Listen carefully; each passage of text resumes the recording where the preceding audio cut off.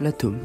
Activité 3, réaction chimique avec l'élément cuivre. Premièrement, ces expériences mettent en jeu du métal cuivre de couleur rouge, des ions cuivre 2, Cu2+, de l'hydroxyde de cuivre 2.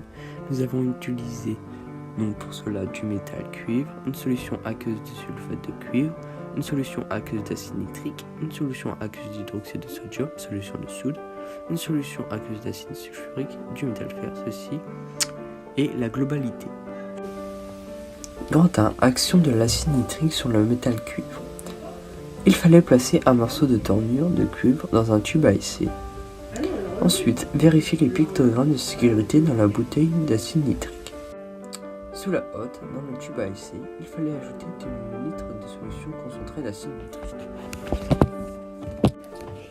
Petit 1. Il est nécessaire d'être équipé donc d'une blouse, de porter des gants et réaliser l'expérience en dessous d'une hotte de protection.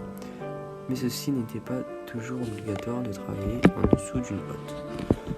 Petit 2, nous avons mis quelques gouttes d'acide nitrique dans un tube à essai où nous avons mis notre morceau de métal cuivre. Et nous avons observé une effervescence au niveau du cuivre.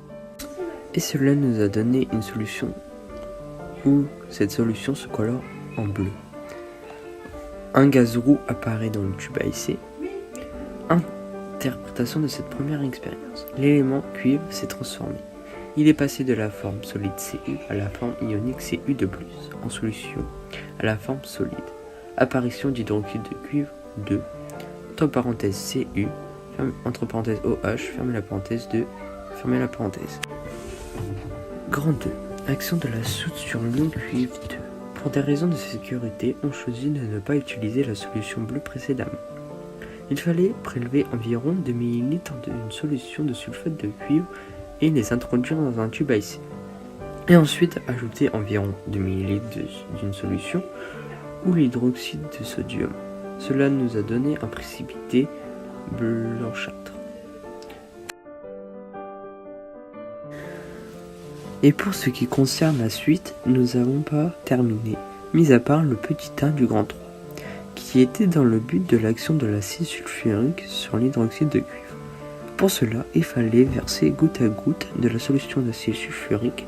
Entre chaque goutte, il fallait poser la pipette compte-goutte, de boucher puis agiter le tube. Pour finir, il fallait faire ceci jusqu'à la disparition du précipité, et cela nous a donné un précipité marron.